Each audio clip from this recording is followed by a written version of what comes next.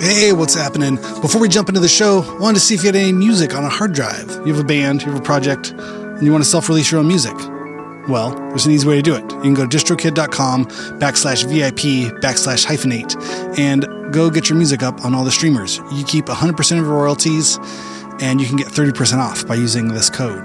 It's a great, easy way to get your music up on the streamers and share it with your fans, your friends, your family, your mom, your dog, everybody. Everyone wants to hear it. But go to distrokid.com/VIP/hyphenate, HYPHENATE, and send me the link. I want to hear it too. Send your mom the link. Send your dog the link. They all want to hear it too.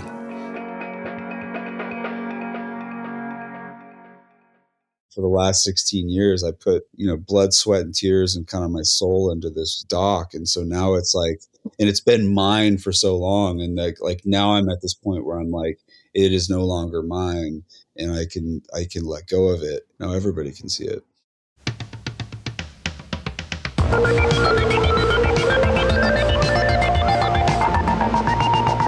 What's happening, everybody? Thank you so much for tuning in to Hyphenate with me, your host, Randy Randall. This is our show for Thursday, February 20th. I turned 44 years old tomorrow, Friday, February 21st. I was born in 1981. So I was always able to remember how old I was by just subtracting one from whatever the last number of the year was. I don't know if anybody else out there has funny tricks of remembering their age. It definitely becomes more of a challenge. It requires more tricks and tips to remember how this works every year. Yeah, I feel like it's been 45 for the last year, 2 years, 3 years. I don't know. It's kind of once after 40, like, just somewhere in the 40s. There we go. Today on the show, I'm very excited to welcome Jordan Albertsen. He has an incredible documentary about the band The Sonics. It's, let me make sure I have all of the correct terminology here. It is called Boom, a film about The Sonics. It is an awesome film. He sent me a link. It's available everywhere that you rent or VOD films. You can get it on the Apples, you can get it on the Googles, wherever you get your movies. It should be out there. You can also just Google Boom, film about the Sonics, or you can go to sonicsfilm.com. It's incredible. I saw that he had like an Instagram clip up on Instagram, and I saw it and I was like, wait a second. Like, somebody made a film about the Sonics? Like, this is incredible. How did I not know this? And so I just messaged him there and asked if he'd want to do an interview, because I was so curious who he was and how the film got made. And it's great. He has such a great story. You'll hear it here in a second about his 16 years. We teased at the beginning of the podcast here how long it took him to make this film. It was a personal journey, and you kind of get to see that play out in the movie as well. It's his story, and his dad and him bonding in the Pacific Northwest in the 90s, and him first learning about the Sonics. And it has a great cast of talking heads of the Pacific Northwest kind of grunge, guitar scene. And it's a great story. And the band, the Sonics, are an incredible band. Sort of the proto-punk birth of garage rock, sort of Pacific Northwest superheroes. I first remember coming across the Sonics when I worked at Amoeba Records, and me not being so much of a record nerd as much as I was a film nerd. I got to learn a lot about records and, kind of the underground cool music, that wouldn't normally come across my brain pan from the 90s MTV era. And it was incredible. Yeah, I remember hearing them, and it felt like it's like songs you've always heard. It's kind of one of those. They're such a classic garage rock band, and the songs are great, the melodies are great, and watching the film was incredible. So such a rad story, such interesting guys. And it was really one of those things, where they did something for a few years in their late teens, early 20s, and then thought everyone had forgot about them, and then they get rediscovered, decades later, and eventually get back up on stage and tour the world. Collect their acolytes, or collect their accolades by their acolytes. Is that correct? Something like that.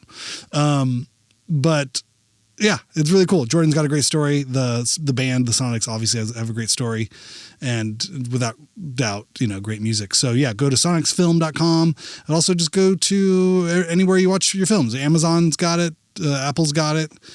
It's out there. Boom, a film about the Sonics. And yeah, let's throw it over to Jordan. And yeah, thank you everybody for being here. Stoked to be turning 44. And yeah, stoked for this year. We'll see what the next trip around the sun holds for me. All right. Hope you guys are doing good. We'll talk to you after the interview.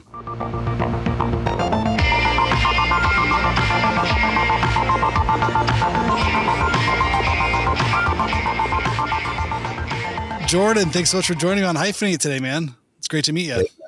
Great to meet you too. Thanks for having me. Yeah, we were just talking before the mic was rolling here, or before we were recording. That I saw a post about a documentary about the Sonics, the band the Sonics, and I said, "What?" Like immediately, like my hair stood up, the back of my neck. I was like, "What's going on? Where do I see this? When is this? How did I miss this?" I always figured I'm late to the party or something happened and I didn't get to see it. And I dug in some more. I was like, "Oh, it's not out yet. Okay, good." And then I reached out and just like, how do we see this? How do we talk about this? Get the word out. So tell me a little bit about the film. Let's start there. Where are you at with it? What can people do to help watch it? So as of 2 weeks ago, basically. Almost exactly 2 weeks ago, it got released finally. So it is available on iTunes and Amazon and DirecTV and all the other things. It just got done playing like a 6-month theatrical release, which was like a real limited, kind of boutique theatrical. But yeah, now in the US, it is available for rent or purchase everywhere. And awesome. I'll put some links up in the show notes if people are excited and want to link to it. You can see the notes down below how to watch it amazing. In the US. Wow, that's incredible. Oh, cool. Okay, so there's been development. So much is going on just since we reached out. That's so rad. What a huge sort of landing that is, right? The film is it's out for everyone to see. Yeah, no, I mean, I spent 16 years making this thing, so to finally have this moment happen is such a relief and an honor, and I'm man, I'm thrilled, and so far the reaction seems to be positive, so it's been great. Oh my God, it's an incredible film. You were nice enough to send me the link ahead of the interview, and I was just blown away. Just the whole thing. I didn't know really the whole story. And that's why I was so excited. I think you did a fantastic job telling the story and really capturing the excitement and the danger and the just sort of setting the scene and setting the context for where a band like the Sonics comes from and what that sort of proto-punk garage Pacific Northwest, pre-grunge sort of world felt like. Oh man, thank you so much. That means a lot coming from you. It was so cool. It was so cool to see him. Yeah, I think I first heard about the Sonics when I worked at Amoeba Records down here in Hollywood. Probably like around 2002. Or no, probably 2003, 2004. I think is when I was there. And it was incredible. I was around real record nerds and, all of that fun stuff. Like I kind of grew up on punk things, but didn't always have all of, I wasn't a big collector, but being in that world of Amoeba, and there's some heavy collectors and just super knowledgeable people that work there too. And so I think that's what at first like solidified, like, oh, that's what this band is. And it was around that time too, when all the Nuggets comps were coming out. I felt like there was a lot of kind of garage revival sort of stuff was happening in those early 2000s. Yeah. Where were you at Amoeba? What area? I was in the Hollywood one. The big 2-story one. I worked upstairs in the DVD world. I am a movie nerd. I was a movie nerd then, but now Dude, you probably got stuck. So when the changeover from DVD to Blu-ray became a thing, I dropped off like 2,000 DVDs, and that's so funny. It was literally like right at that time because I felt it coming and I had this huge collection. I was like, oh, fuck it. It's time. I got to do it. It was upgrade. It was like 5 carloads. Oh my God. DVDs because I at that time I lived in Hollywood because I was moving back and forth. That's Okay. so yeah, Miva, man, I love that Oh, it was place. wild. Yeah, no, I mean, I was there when the Dave Chappelle show DVD came out, and that was probably the biggest sort of Yeah, selling thing that had ever happened. We couldn't yeah, keep it in stock. I think we probably sold like 500 of them the first day, or that oh first yeah, weekend, and then we just kept waiting. And everyone asked, when's it coming back in? When's it coming back in? But yeah, I mean, I worked at a video store, Rocket Video. It was right on Melrose and La Brea while I was going through college, and from '99 to 2003.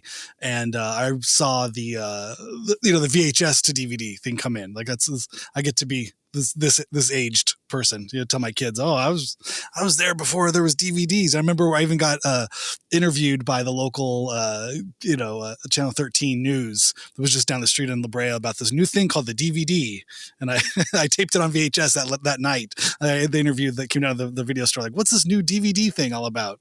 And I got a little yeah. clip on the news, and I gave it to my mom, and she had it on the VHS, like, I was on the news, Mom, I talking love about that. this new DVD thing. And then then into Blu-ray. That's wild. How is your Blu-ray collection looking now? It's fucking epic. Especially with the 4K UHD. That's really where I'm like, okay, it's landed. You know what I mean? Like, because there was always, Standardized. Everyone, you can get a yeah, TV. It's you could always see room for improvement and improvement. But now, especially, being a filmmaker, and I know when you're finishing a film and going to those final files, right, your master files, 4K UHD.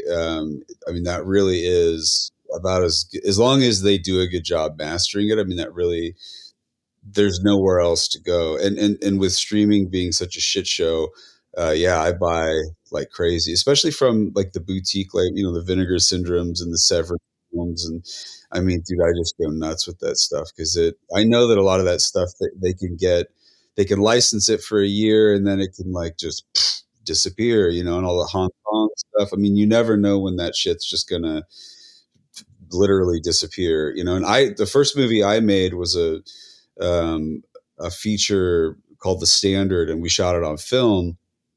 And it was like right when that um, changeover to digital happened, and so we never like mastered it in HD at that time, which would have been what, like, not even 1080. I don't think this would have been like 2004. Maybe yeah, it would have been 1080. But so we never even did that. So like now that the movie never got released because of everything that happened with Blockbuster, and it kind of got buried. But the only copy of that movie that exists is a film print in my parents' closet. And if I don't scan that at 4K, and if something were to happen, that movie would just literally be gone. So yeah, film preservation and all that stuff really does mean a lot to me. It's I know huge. we're Well, way at least you have it on film. I mean, at least you're not trying to upres from like 420 or something, or from flip phone dude, footage. right? At least you have a real physical But piece. I gotta scan it, or else I Yeah. don't, because all I have is I don't even think it's a 720, dude. Like the only scan I had was from a DVD because it was about to get released, and it's a shitty scan, and it was never mastered properly. It was from like a best light that we used to edit, so we never went back to, yeah. And then I had to go to, obviously you can edit all this shit out if you need to, but No, that's great. Yeah. yeah, I tried to find the negative because I reached out to Vinegar Syndrome and some of these companies, like, hey, I've got this cool school shooting movie I made that never got released. Like, you guys want to fucking do something with it? And we went to try to find the negative, and it had been destroyed, thrown away by Oh, the, yeah. that hurts.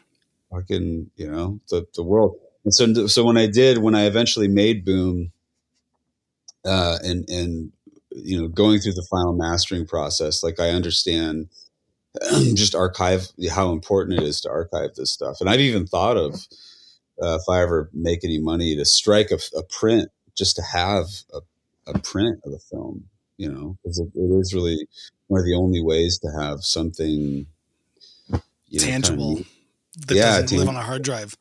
Yeah. So Right. tell me about getting into it. I mean, you were kind enough also to, to send over a great story that sort of outlined, your story and your journey into making the film. But, Yeah. but yeah, what's the sort of the prologue there that you can kind of share with, with the audience? So that, Sure. How I got into making it. So yeah, yeah. I'm a punk rock kid from the Northwest. You know, I was like 13 when Kurt Cobain died, so I wasn't like quite old enough to like go into that shit. But I mean, in middle school, and we were all dressing that way. I mean, that music was hugely important. You know, Pearl Jam and Alice in Chains. I mean, all that is all we listened to, and my dad and I were never close. I always thought he was this huge nerd. He had like one CD, and it was like a Dire Straits CD, and I fucking hated it. So I always just assumed that my dad had this horrible taste in music. And then right around the age of like, it was like 12 or 13, he heard me, listening to music in my room, and he came into my room and he said, "Hey, you should check out this band, the Sonics." And I was like, "Who? Are you, like, what are you talking about?" And I honestly thought he was talking about the basketball team, and never in my wildest dreams did I ever think my dad would know anything cool about music. So I sort of just brushed it off. And then a few days later, I had come home from school, and I tell this story in the film. But my dad had found an old copy of Boom, and he left it there for me, and I put it on. And like before the first song even starts, it's Cinderella. You can kind of hear it warming up.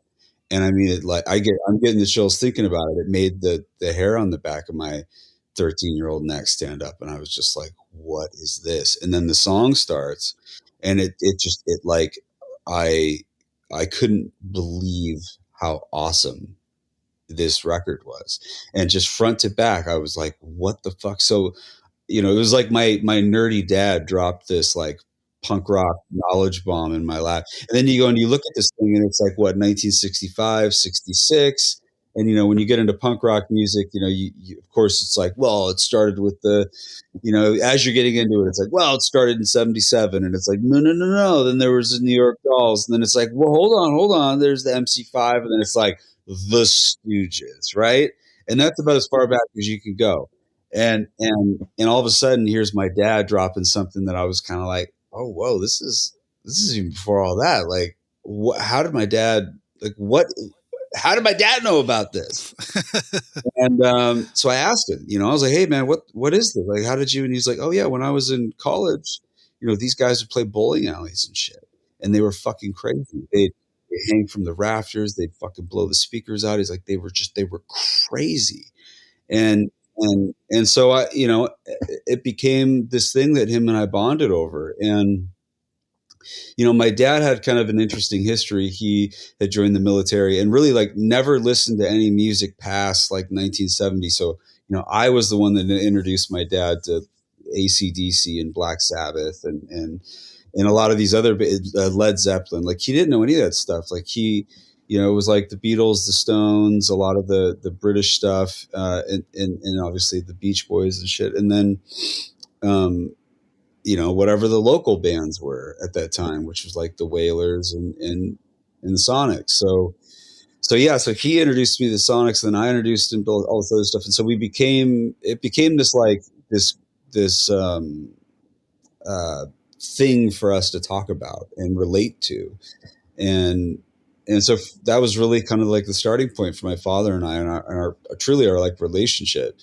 And for years, I never heard anyone else even talk about the Sonics. It wasn't really, I didn't have a lot of music friends, and so, punk rock music. And it was always like, the Green Day and all that shit. And then all of a sudden, next thing you know, it's like, ooh, Black Flag. Like, what's this? So you kind of learn about this stuff, but I never really, ran into the Sonics and any of that again. It was always just this thing that my dad and I had connected over.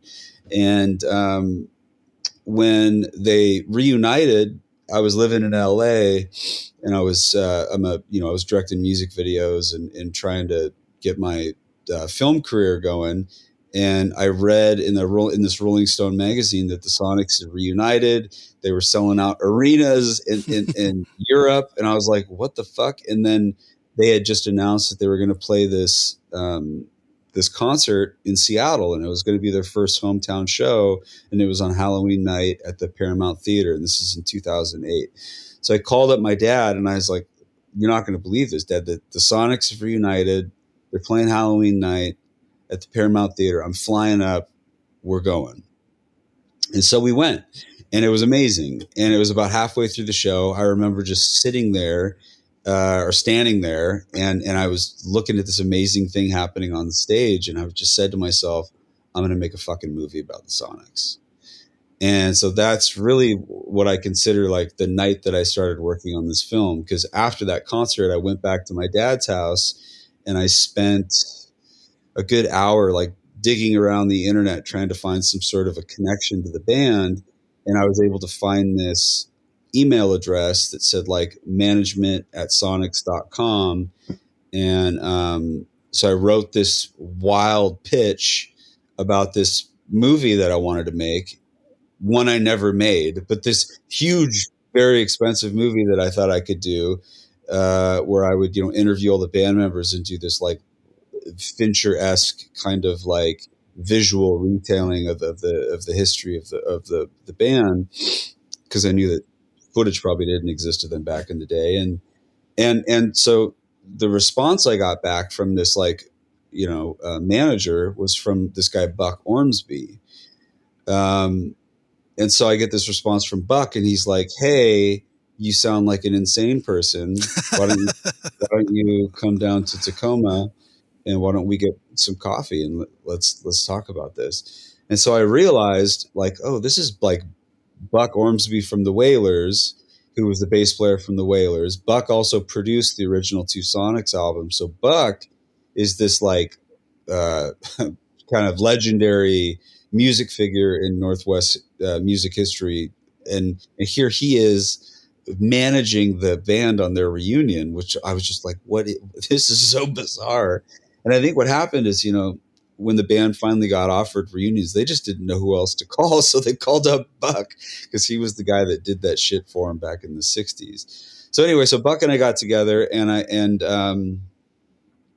told him like, "Hey, I'm going to make this movie. I'm going to go down to LA. I'm going to get $1 million. We're going to go and do all this stuff." And he was like, "All right, we're off." So I went back to LA, and I just couldn't get money. I couldn't get financing. I spent probably 7 years trying to put money together, and it was honestly just like roadblock after roadblock. And this is that time, the 2008 sort of market crash, the housing market, sort of wiped everything out, one form or another. One of the earlier, that's a good unprecedented events that was hard for everything. Yeah, the financing and everything. Yeah, one of those depressions. Yeah. Yeah, well, that, and also just like no one was interested in financing $1 million movie about this band that they hadn't heard of. That was also like a big problem. And now that I've kind of been on the outside of the industry for long enough, I kind of understand how stupid of an idea it was to begin with. And that's the beautiful thing of being a creator, though, is if you knew all the things you knew now, so you would never have done it. Exactly. But that's the beautiful thing of being naive and passionate and ambition. It's just like, fuck it. I don't even know how dumb I am, or how I don't know what I don't know. And so let's just go, why wouldn't, that's the surreality, or the psychedelicness of naivete can carry you a long ways down the road on a project. Yeah. And it did, so it was like people would kind of come and go and be involved, and then of course fall astray because there wasn't financing, but Buck and I were always in touch, and it was just like we both knew that this was a thing that had to happen. And I had all these other projects that were in different stages of hopefully happening in LA. And honestly, like there was this point in my life where like everything fell apart. And so as a last ditch effort, like Kickstarter and Indiegogo were a new thing. And I was like, oh fuck, this is it. Like we'll get a $500,000 from this. So I spent about a year putting together this Indiegogo campaign and launched it, and it bombed. And I mean like fucking bombed. It made like $11,000. You don't hear about those. You hear about the big successes of the Indiegogos and the GoFundMe's and things. I think those are all fucking bullshit. I don't know how anyone. So this one bombed really bad. It made around $11,000, and half that came from my dad, and which he did not have that we need to throw into it. But he loved that I loved this band so much, so he wanted to support it. But when that happened, it was kind of one of the final straws of like, I don't know what to do now. I don't know where to go with this. And my life was like falling apart. All these other movies kind of fell apart when I was living in LA. And my girlfriend, wife now, Sasha, she had some family that had a house in Bozeman, Montana that we could live in for free.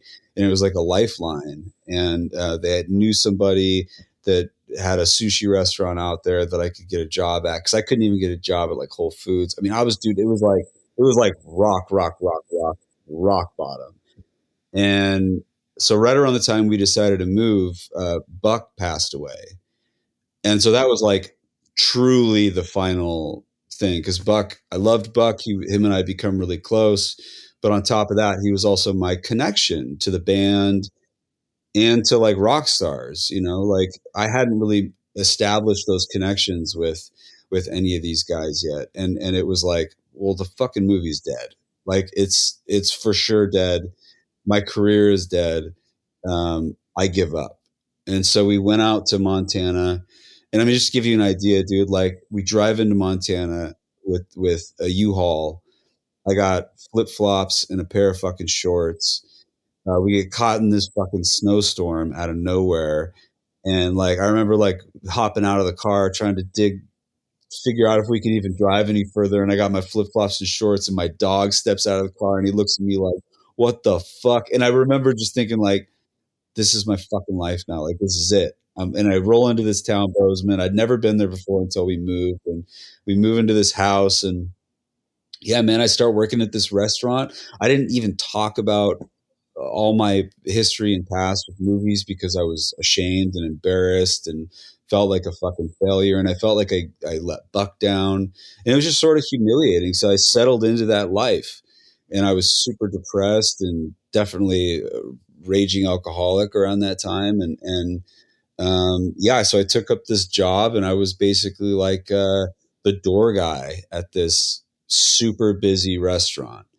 And everything changed about 6 months later. So I'm working this one night, and it's like we're on a 2-hour wait, and the whole parking lot is just filled with people, and they're all drunk, and they're all trying to get into this restaurant. And I'm trying to like, manage that bottleneck. Right. And I get this phone call, and it's this woman, and she sounds exhausted. And she's like, oh my God, I just drove for 10 hours. I've got a party at 12. I've got all these kids with me. Is there any way I can get a table in like 5 minutes? I was thinking like, oh fuck. And I look really out, like, no, we don't even have tables that big. And it was a kind of a smaller restaurant. And I looked out, and it was the only time I ever did this. I looked out into this crowd of these drunk college kids who honestly had been kind of giving me shit all night. And here's this mom who sounds just fucking like she's just had it. And I looked out, and I was like, you know what? Fuck these kids. I'm gonna get this mom into this. I'm gonna hook her up. I'm gonna get her in. So I get back on the phone, and I'm like, Ashley? She goes, yeah. I was like, when you get here, ask for Jordan. I'm gonna get you guys right in. She goes, oh my God, you're a lifesaver. And I was like, I got you. So I hang up the phone. A couple minutes later, Ashley comes in, and she's got these 2 kids hanging off her arms. And I'm like, Ashley? She goes, yeah, Jordan. And I was like, oh, just a couple more minutes. I'm just putting this giant fucking table together for you, and there's all these. She's like, oh my God. She realizes like you're skipping me ahead of all these people. And so she was like super thankful. And I'm like, just go to the parking lot. I'm going to grab you and your party. I'll be right there. So I finished putting this table together and I walk out into the parking lot and Ashley is standing there with this huge crowd next to her husband. And he's got his back to me. And I instantly recognized him because as a kid growing up in the Northwest, I had posters of this dude all over my wall. And it turns around and it's fucking Mike McCready from Pearl Jam. And he turns around and he looks at me and he's like, oh my God, thank you for getting my family in. And I just stood there and I stared at him and I go, you're fucking Mike McCready. And he goes, yeah. And there was this awkward pause. And then I was like, I'm making a movie about the Sonics. I've been trying to get in touch with you for 10 years. And dude, I came at him with this pitch. And he like stood there, man, and he listened and he was like, I'm in. I was like, holy shit. He goes, dude, yeah, sounds cool. I'm in. And I was like, okay, let me take you to your table. And so I'm walking him in this family table and I'm thinking to myself, like, I'm not making a fucking movie. Like, what am I talking about? Like, there's no fucking money. Like, what the fuck did I just get myself into? And, so he sits down and do you know Mike? No. Have you met him? I've never met him. Nope. Fucking coolest, most like normal, chill guy. So he sits down and he's like, the fucking Sonics is amazing. This is cool. And I have like a Misfits tattoo and he's like asking me about my tattoos and shit. And I think I was wearing like a Motorhead shirt. So we're just kind of like broing out. And I'm like freaking out on the inside because here I'm having this like super casual, chill conversation with this guy who's like a hero of mine, and he's like, "Yeah, man, let's do your movie," and I think you can tell like how kind of out to dry I was with this thing, and so he pulls his phone out and he goes, "All right, man, well, fucking, who else do you need?" And he fucking texted Nancy Wilson, and like instantly validated at that point the 9 years of work that I had done and all these people that I had been trying to get in touch with, just fucking greenlit the movie.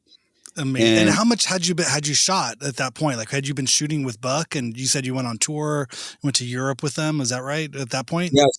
So what I had done is I shot Buck's interview because I knew Buck was sick. And there was this, and so I just kind of went and did that. It was Brian Robinson, who was a producer on the film, who has since passed away, and then Chris Kozer, the DP. We sort of like stole some camera equipment and got that thing with Buck, and then I had raised some money from friends and family. Don Myers, my stepdad, and then Brian's wife's dad had kicked in a little money so we could go to Europe, and we shot some kind of random B-roll, but that was really only supposed to be used for the Indiegogo campaign to make it look like we're legit. Look at all this footage we have. But so there wasn't really like a movie. There was definitely nothing. You had one interview and a bunch of B-roll. That's it. Yeah. Okay. Literally it. And so all of a sudden I've got Mike McCready and he's like telling all these other rock stars, like, yeah, this guy Jordan's cool. And so I call up Chris Kozer, my cinematographer, and I'm like, hey man, we're making this movie. And he's like, oh, did you get it financed? I'm like, no, I didn't. Better. Yeah. But Mike McCready just like fucking texted all these rock stars and they're like down to be interviewed for the movie. He's like, well, what are we going to do? And I was like, I don't know, but I need you to steal cameras and some shit and charge your batteries. Yeah. Get some cards, clear the cards, whatever memory you have. Let's go. We'll max out some credit cards. I got this shitty job at this restaurant. Every fucking dime I make, I'm just going to dump into this thing. And honestly, that was how we did it. So I had to kind of let go of the movie that I wanted to make and sort of succumb to the movie that was in front of me that I was able to make without any money, and I always assumed, I'd get like Henry Rollins or some big rock star to narrate it. And well, that didn't happen. So the idea of me narrating it slowly kind of came into the mix, and originally it was just me. I would go down and I would record stuff that I would need as I was editing, because I was kind of just piecing it together and finding the story as I was getting these interviews. Did you know the story of the band and how they came together? I mean, how much, or was that you found the not at all. narrative of it as you interviewed? Literally, okay. Knew none of that. Yeah, but I knew that there would be something interesting there. But I thought that was going to be the whole movie. But the real revelation was when I interviewed Buck, and when he had told me, without kind of like blowing some of the plot points of the film, but when he told me what he had done like throughout the 70s and 80s, that was like, oh, that's crazy. Like that was, because that was always a big thing, is, you know, the guys in the band, the actual guys from the Sonics, you know, they didn't know that they were famous. Like they didn't know that people thought they were badass. Like when they started to get these offers to reunite, they were like, what the fuck are you talking about? You know, it was totally crazy to them. And so that, just figuring out how that happened, like, was always something that I was curious about. And when I went to Europe, and I had that section in the film where I'm kind of discovering that stuff, you know, that was all pure discovery. I really had no idea. And so that's how I kind of started to find what this movie could be. Because like the first 30 minutes of the movie, that is sort of the band and the history. That's what I thought the whole film, that's what I intended the whole film to be. And then the band meeting as kids, recording these 3 records, and then breaking up, end of the movie. That's the thing. Right. And then end it with this sort of like, and then they got to reunite, travel the world, to do all this shit, and kind of 40 years later. Yeah. Right. But then but once I interviewed McCready and you know, Kim Thale and Mark Arm and some of these people, and Nancy, I started to find like, oh yeah, these guys started digging through their parents' boxes of records and finding these things. And it was actually really influential. And then especially in the Northwest Sound, and and then how Buck had made it over into Europe, and how that had become this other thing. So yeah, it became more of like a journalistic thing where I was like, following the narrative that was being laid out in front of me. And it probably became a much more interesting movie. It's a little more of a Shaggy Dog movie than I was trying to make originally, but that became I think it's great too. And knowing your story in it, you know, and the footage of you and your dad, and you know, and you know, I'm sorry for his passing, but you know, but I think there's something really sweet about that, and something very personal, you know, that I think kind of grounds the movie in a real point of view, you know, from your point of view, and understanding the band. And then you know, and you're able to pull in the rock stars and get a big, you know, widen the view out, but it's still, you know, a relatively, you know, unknown underground band, and it's seen and kind of presented through a personal story, which I think everybody who loves underground music, they all have that personal connection. I think that's a lot of what makes, you know, being a record collector or being a, you know, fan of these sort of underdog sort of bands. It's personal, you know, it's not like buying a Taylor Swift record. It's like going to, you got to find the record, you got to hunt. And when you find these things, you know, it's about your story. And you know, when you're 16, going to flea markets or going to thrift stores or going to, you know, record shops and going through the bins, your hands getting filthy. It's a labor of love. And so I think presenting the Sonic story that way through your own sort of passion and your own labor of love, I think really, you know, brings it home, because everybody that loves bands like this, and not only the Sonics, but bands like that, and that's the reason they do it. It connects. That's how I see it anyway. Yeah. Well, thanks for saying that. I was really I was really nervous about that, and really where it kind of came from is one of my best friends, Mike Evans. He's a really talented writer and a filmmaker. When I lived in Hollywood, him and I would always spend a shitload of time at Amoeba Records. We'd go record shopping, and then we'd go back to his house and stay up all night, wait for the sun to rise, but just listening to records all night. And there was one night where him and I stayed up, and I mean, we were listening to everything from like, you know, My Bloody Valentine to fucking whatever, and then pissing off his neighbors with some Sabbath, and then eventually playing some of the Sonics records. And and it was before the movie had really gotten going. And he said to me, he was like, man, why are you doing this? And I was like, and honestly, no one had ever asked me that. And the weird thing is, I hadn't even considered that. Like, why the fuck am I doing? Like, why am I? No one's paying me. You know, there's no like light at the end of this tunnel. And I was like, pretty much killing myself trying to make this film. And he just was like, "What the fuck are you doing this for?" You know, and I couldn't think of a reason. I honestly, because I didn't even know the guys in the band at that time. This is back when it was just kind of Buck and I trying to get this going. And he was like, well, how'd you learn about the band? And then I told him the story of my dad and I. And I remember I looked over at him, and Mike was pretty emotional after hearing that. And it could have been the drugs and everything else. But there was this honesty there. And I remember him looking at me, and he was like, man, you got to put that in the movie. And I was like, fuck that, dude. Like, no way. I hate when filmmakers put themselves into their own shit. Like, I was like a purist, you know? And he was like, yeah, but that's like an interesting way in. He's like, you should really consider that. And so that was always kind of like in the back of my head, like haunting me. But in reality, I was like, no, I'm going to get Dave Grohl. He does all this shit, right? I'm just going to fucking narrate it. Yeah.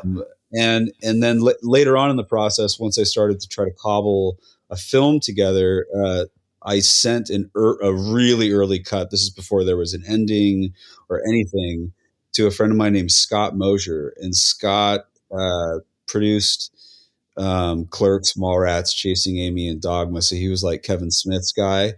And he also was a producer on a band called Death. So Scott was just like a really knowledgeable person, and him and I weren't that close, but he was always like really sweet, would like respond to my emails. He's one of those like professionals that, you know what I mean? When you're like a lowly guy and you've got that one kind of big guy. So every once in a while you'll ask them for help. So I reached out to him, and I was like, dude, I'm lost in this edit. Tell me what you think. And I knew he'd be fucking brutal. And I had some narration that I had recorded, and that was a big note from him. He was like, man, this narration with you is really interesting. He's like, I think that might be the key to this thing for you. And I was like, fuck. All right, I'll lean into it. And so that was the job. Yeah. God, okay. I guess oh man, I think it's great. I think it really holds together and really kind of helps, pin that narrative together. Cause like you said, I mean, the interviews with the guys, there's a lot there, but it also, they're older men who've kind of made their peace with it, in a lot of ways, and I think all of that great footage of them through the 70s with the shaggy hair and the mustaches looking like everybody's dad, from the time. And you're like, oh, cool. And it's nice to see that. But then, when they come back around, it's not like they were the comeback kids who needed this big win at the end of their, at the end of the season. If only the band got back together, then we, because there'd be something kind of sad and tragic about that. Even if it did work out for them, it's like, wow, okay. Yeah. But there's, what I mean? So I think your like arc, of is a more resolving sort of thing, and I think the guys get to go out and play, and they do the, and they get one more hurrah at it, but it wasn't like they needed that. That wasn't the moment, I think it's nice that you kind of provide that sort of like point of view to see their story of really, five guys whose lives, didn't, they sort of stepped in something they didn't know and then made peace with it and then got another bite of the apple at the end. Yeah. It's really interesting. When I started making this, I was like 23 or something, 24. I'm in my 40s now, and I'm bald, and I have two kids. But my original intention was like, I'm going to prove that this was the first punk rock band, and I'm going to get them in the Rock and Roll Hall of Fame, and I'm going to do all this and that. And there was something really profound that hit me once I started to get to know these guys. Is I started to think about, like, imagine if you did this thing when you were like 18, 19, and 20. Just this thing that just like you were just kind of partying, meeting girls, made a little music, whatever, had some records, never were famous, like locally famous a little bit, kind of, but then you moved on, right? And then 45 years later, you've got some 25-year-old dude telling you that thing that you did when you were a kid that you can barely remember, like, changed his life. And then to find out that's a thing that a lot of people feel like, that's a bizarre thing, Yeah. because these guys all were very like, and still are to this day, like still are. Bob Bennett, the drummer, passed away a week ago, but it was still like Bob. He went to the premieres when it opened in film festivals in 2018 and 2019. He showed up to a few of those and got to see a lot of the, like, oh my God, signing autographs. And then when the film had its like final actual real premiere, which was in last September at Mopop, and it was this huge event, sold out, packed, and people were, asking for his autograph. And he pulled me aside at one point in the night and he was like, God, Jordan, I just don't get this. And I was like, Bob, you never will. Like, you never will, man. Like, You're the center of a thing and it wasn't about you. Like, how is it? Yeah. It belongs to someone else. But, that's pretty interesting to think about. Like, I think about when I was 18, 19, and 20, I don't remember any of the shit that I did. And to have if later on in life to have somebody come in and tell me that it changed their life, that would be such an odd thing, Yeah. I mean, I wanted to ask you, about Andy and Bob, that they did not go, with the band on the reunion live dates. What was your sense? I was kind of waiting in the documentary. I was like, are we going to get sour grapes? Is there a kicking rocks moment with those guys, or how do those threads sort of tie up? And maybe one's different than the other. I mean, what was your experience like with that? Yeah, one is definitely different than the other. Bob, I think, just couldn't do it. He lived in Hawaii. Drum. Yeah, a lot to drum, and to drum that way, and to like pick that up 40 years later. Yeah, that's I think it was. I just don't think it was really in the cards for him. And then Andy, him and Larry had some sort of falling out. I never really got into it because honestly, I wasn't trying to make something that was. It's family at that point too, right? Yeah, you're not just dealing with it. They're brothers. For people who don't know. Yeah, they're brothers. The bass player and the guitar player, right? Yeah. Yep. And that was their band, But there was clearly something that had happened. And just to give you a backstory, so when I went to interview Bob and Larry, it was at Larry's house, and Bob was in town from Hawaii, and I never had Andy's phone number or email or anything, but I kept asking Larry. I was like, hey man, I need to get Andy. And everybody kept saying the same thing. Oh, Andy doesn't care about rock and roll. He'll tell you to fuck off. He doesn't want to be in your movie. He'll never want to be involved. Oh, Larry and Andy don't even talk. I just kept hearing all this shit. And it was like, oh, fuck. So I pull up to Larry's house to shoot Bob and Larry, and standing on Larry's deck is Andy. And so I get out of the car and I look at Chris Kozer, my cinematographer, and we both just kind of looked at each other and went, I'm not saying, I'm just going to go with this. So we walked in the house, and Andy was like so sweet, and he's like, oh my God, you're making this movie? He's like, fucking crazy. Like, what's wrong with you? Why are you doing this shit? He was funny. And but I could tell there was like some sort of weird shit between him and Larry, and even maybe Bob. But I was like, fuck it. Andy, I'm shooting you first. What do you think? And Andy was like, okay. So I set up the camera and shot Andy, and Larry and Bob were like 10 feet away. And Andy had really the best memory. He could recall all the stuff. And so there's that one moment in the film where Andy talks about how he didn't really feel invited. And you could just there was this tension. There's a lot said in that moment there. Yeah, it stands out. Yeah. Sure.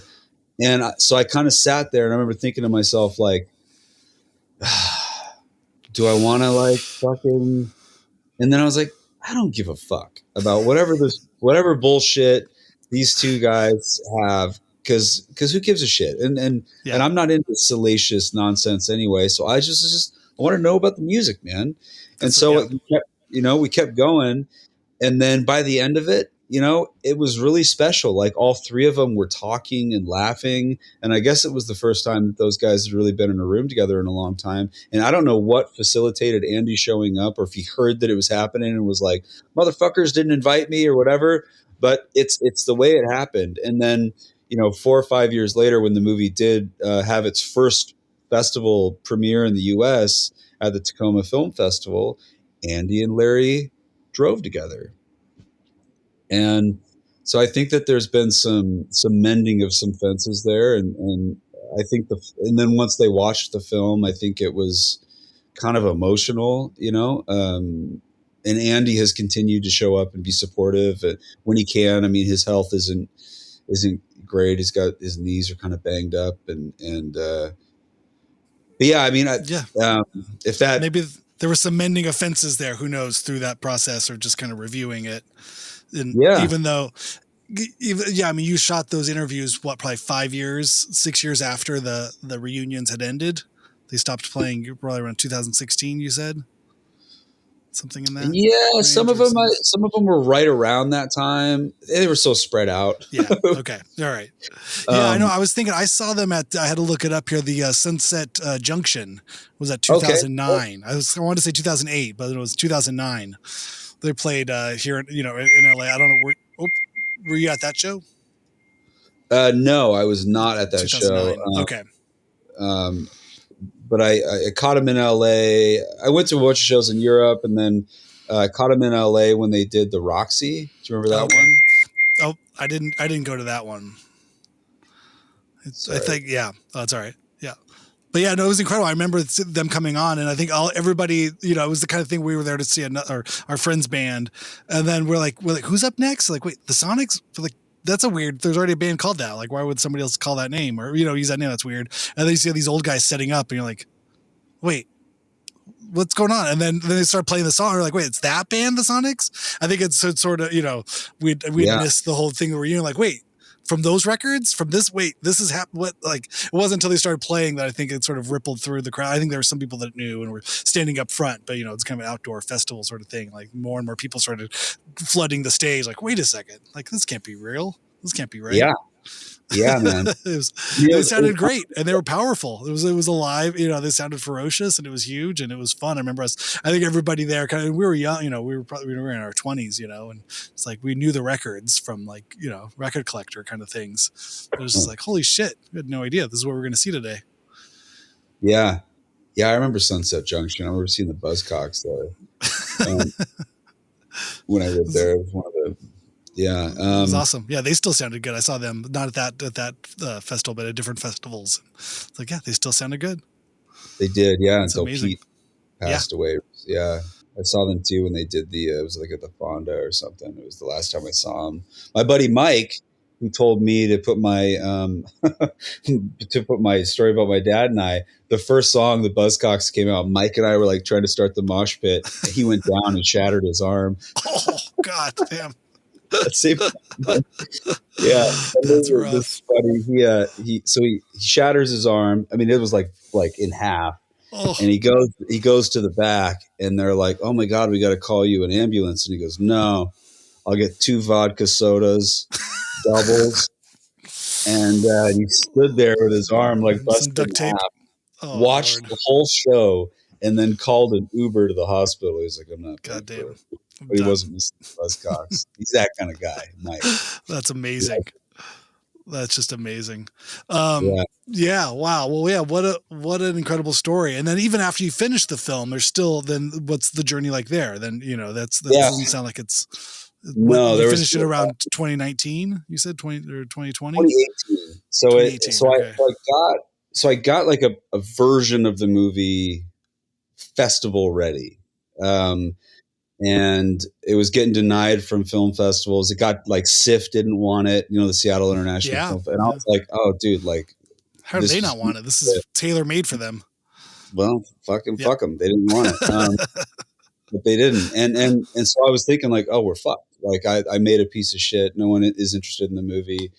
And then out of nowhere, I get invited to Rain Dance, which is one of the biggest festivals in the world, and it's in London. And I'm like, oh shit. Yeah. And they're like, yeah, we need a DCP. And I was like, DCP, cool. I'm Googling what that is. Like, I fucking had no idea. Sure. I got two of them right here. Hold on. What are they? Yeah. Yeah, DCP, cool. Calling up my stepdad. I need to borrow some money. This sounds expensive. And so, yeah, it got into Rain Dance. And I think that they kind of accepted it almost like as an accident, like a side film. They were trying to like fill in their music doc slots or whatever. And the day that tickets went on sale, the only movie that sold out was Boom, and it sold out instantly. And so they got back in touch with me and they're like, hey, people seem excited about this. Are you coming to London? And I was like, are you fucking kidding me? I can't afford to go to London.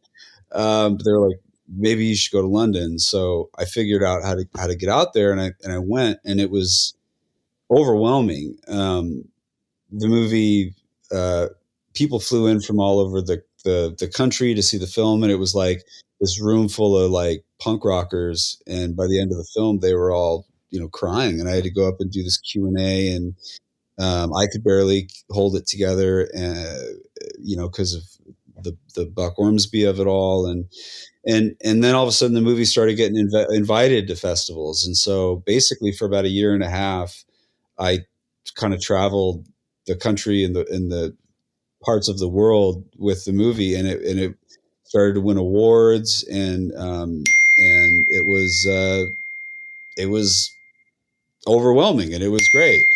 And then after that, my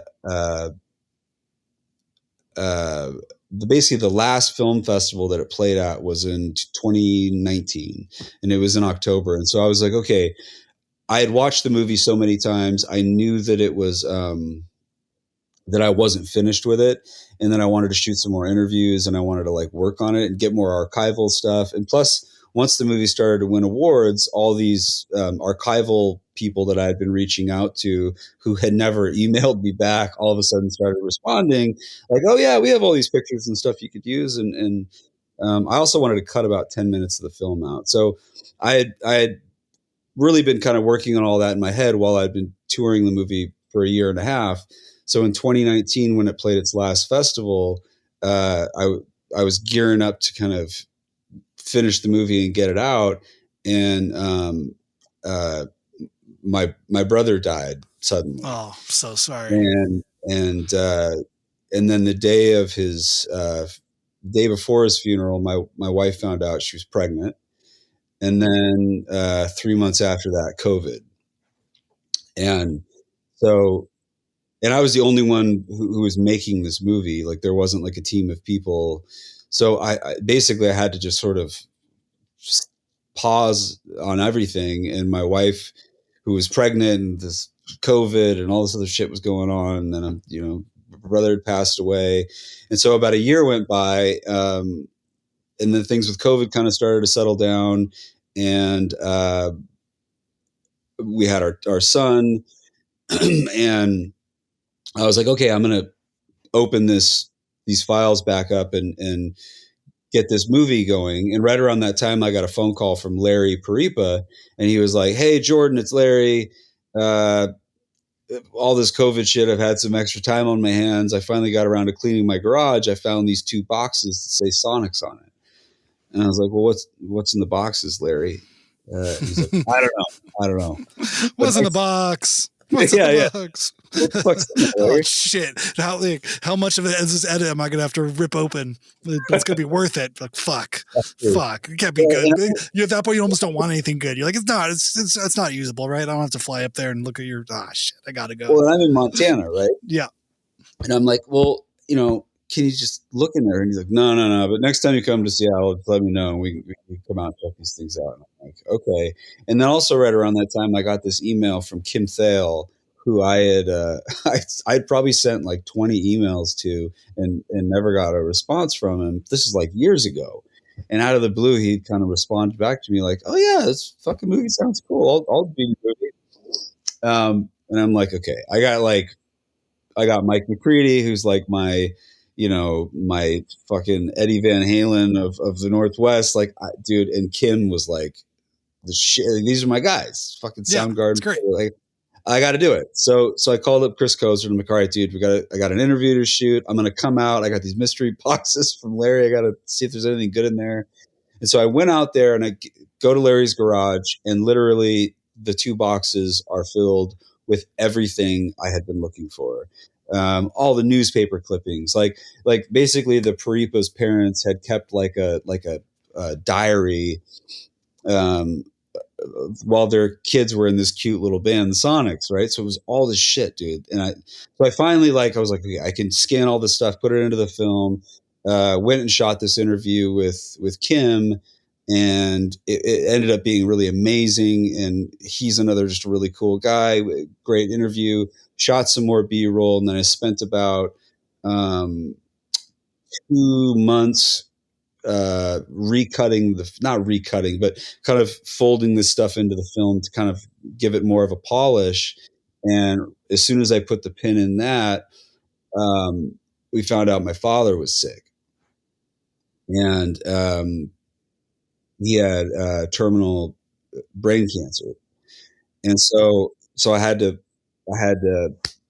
stop everything again, and came out to the Northwest. And my sister, her husband John, and me and my mom and stepdad basically cared for my father until he passed. And so that was about 6 months. And then honestly, it just took me another 6 months to.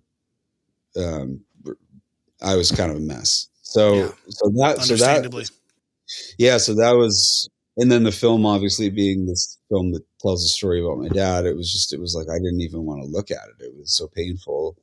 But eventually I had to. And so that was about 2 years ago. And that was when I met with Mark from The Forge, and they were interested in distributing the film, and they had a really cool idea and how to do it. And it took I had to raise another $60,000 to kind of finish it. And at that point, my stepdad, who loved my father, they were really good friends.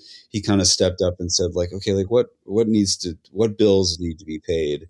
And so he paid for those kind of final music licenses and other things that needed to be done. And that's how I got it done. So that's up Wow. till about August.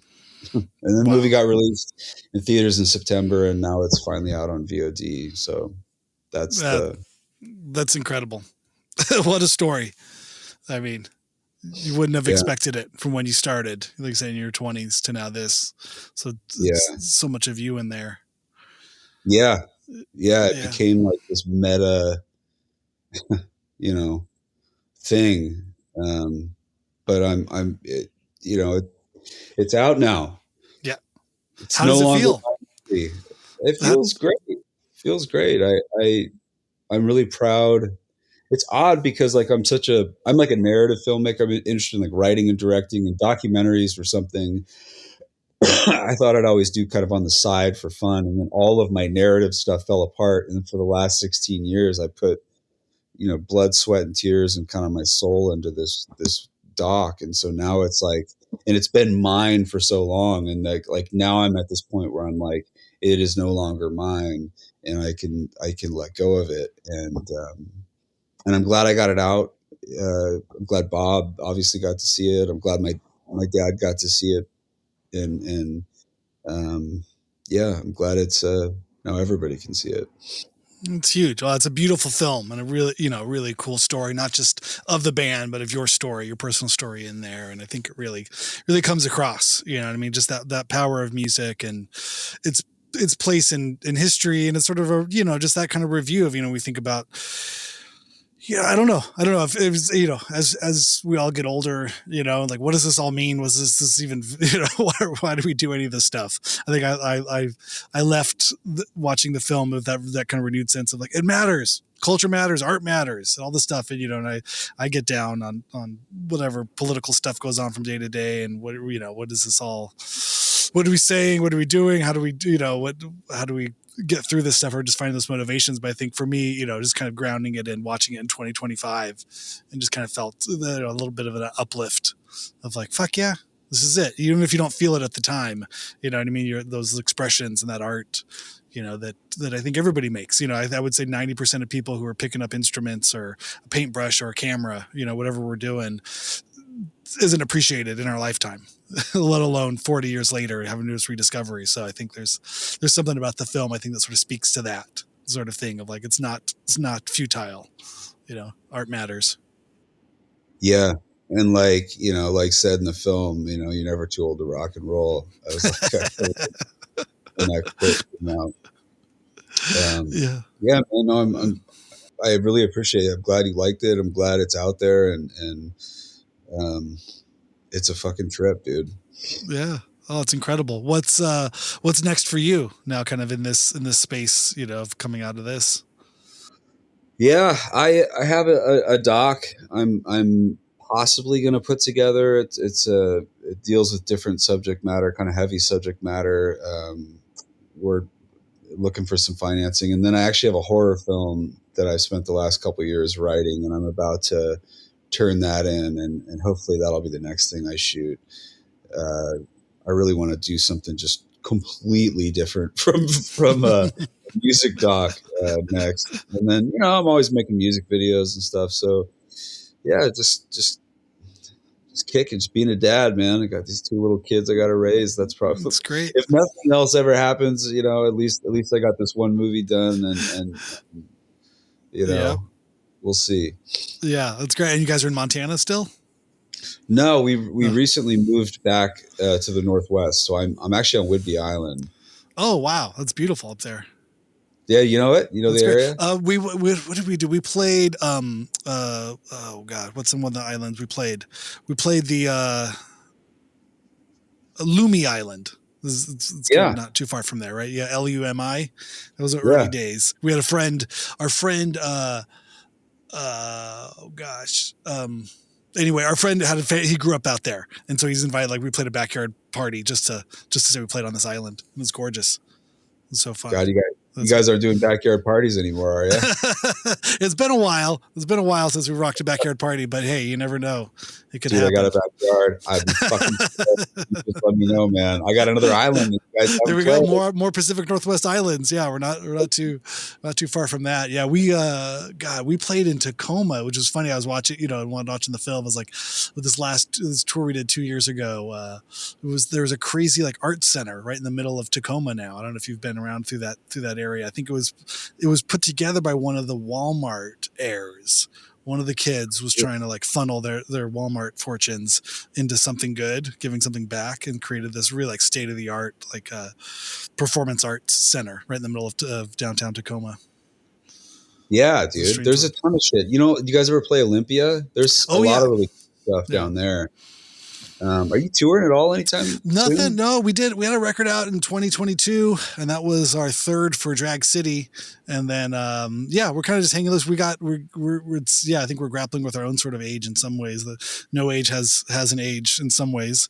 We're in our mid 40s as well, and it's I think the first record we're coming up on like 20-year anniversaries of records. You know what I mean? I think our first record came out in 2007. So I remember 2027. I bought it. I've been feeling good. Yeah, I know. I was thinking too. Mark Arm. He used to work. He ran the mailroom at Sub Pop when we were on Sub Pop. So we'd get records in the mail, addressed from Mark Arm to No Age, and we're like, what? Still does. Is he still there? Oh, that's amazing. Yeah. Or I mean, when I interviewed him, I interviewed him at Sub Pop at the warehouse, and he was driving the fucking forklift and was like, all right, I gotta go do bullshit with this fucking It's incredible. He is so down to earth and so humble. And we played a few shows with them. We played the KEXP parking lot. I remember when their old location before they were at the Space Needle zone, when they were still just out of downtown. We played that parking lot with Mudhoney those early days, and those guys are all so nice and just so down to earth. So nice. Yeah. Yeah. It's wild. They gave us that song, "Touch Me, I'm Sick," is in the film, and it sounded great. Let me tell you that we got that for a very discounted price. Good. You should. Yeah, but no one does that stuff, Yeah, I know. But like, but they knew, like Mark and those guys, they were just like, yeah, man, how much money do you have? And I was like, well, none. Zero. Yeah, the number as close to zero as you can think of. Whatever. Yeah. Yeah, Yeah. it's all zero, but Yeah. they incredibly sweet, incredibly cool. I mean, everybody I got in the film, I was really lucky. I got to meet, you know, so many of my heroes, and they always say don't meet your heroes, but every hero that I met in the making of this film was incredible, and it was really a beautiful thing.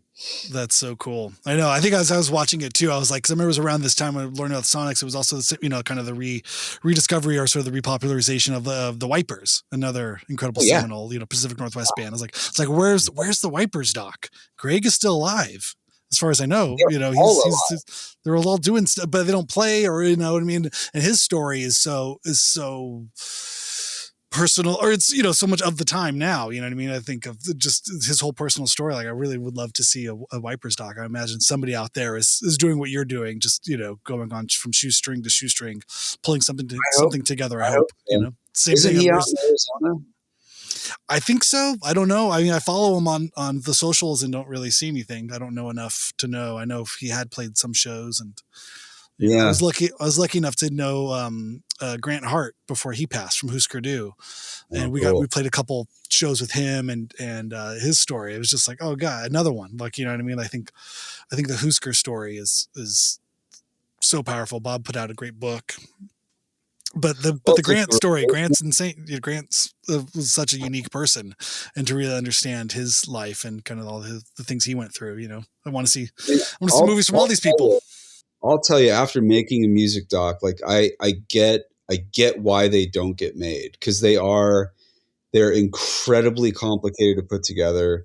You have to deal with so many different people, life rights. I mean, the music rights are one thing, but I mean, I'd love to see a music doc about a million, all the bands that you're talking about. I would do those docs, right? But I know if there was more than $5 in it to do it, if it didn't cost you, $1 million out of your pocket to do.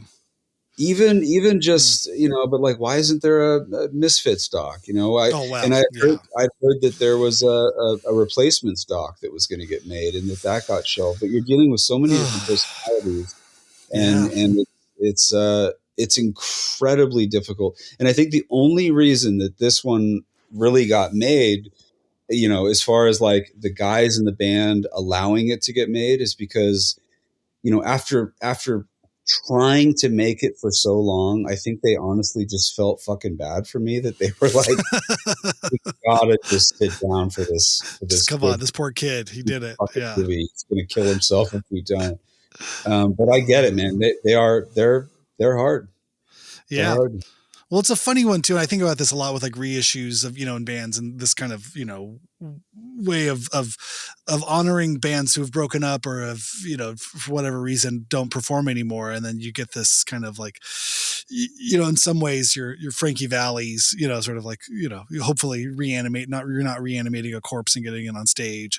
But in some ways it's hard to feel, especially if you love a band, you're like, but what is this version of this band? It's got one member, and this is kind of almost morose or sort of in bad taste, to see some of these things. But in other ways it's a celebration, it's can really be hit and miss. Yeah, no, for sure. With some, that's what blew me away when I saw them and they came out. Because if you got to see the Sonics when the original three guys were in it, and they were doing, like, they'd kind of lumber out on stage, and the beginning of it was always like, oh, what is this going to be? And then they'd start playing, and then this like thing would happen.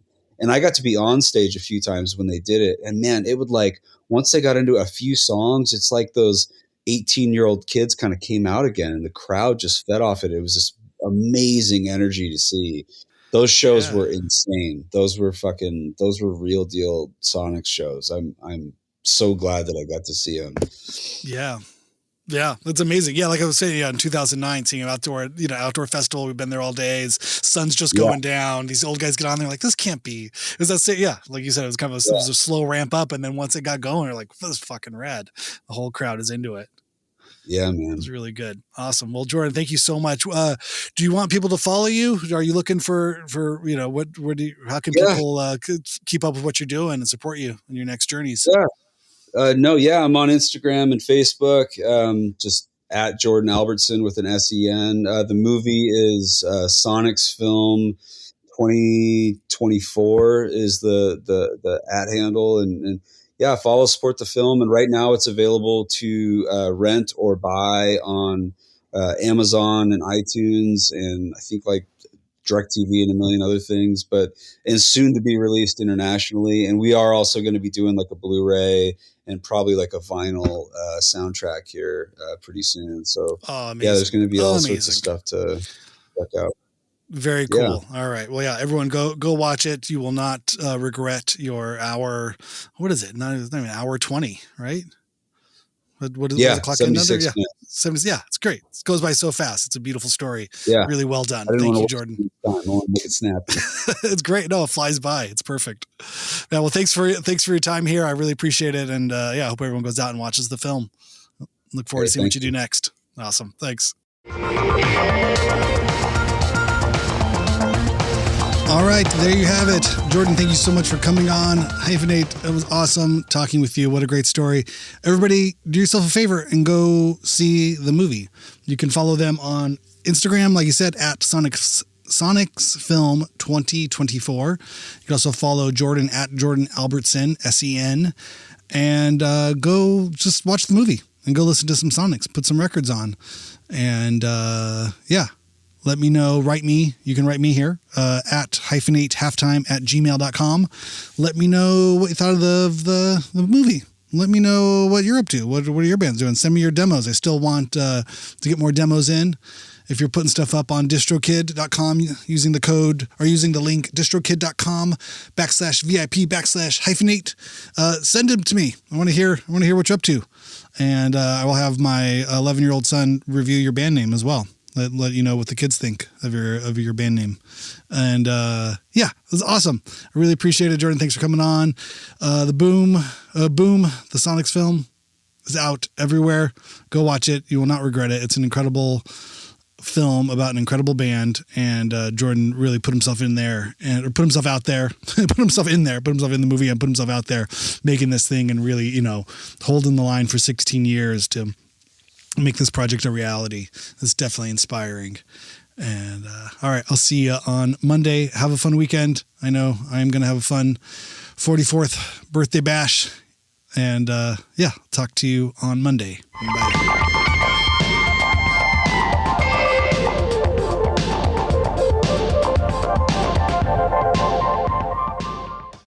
It was like my nerdy dad dropped this like punk rock knowledge bomb in my lap.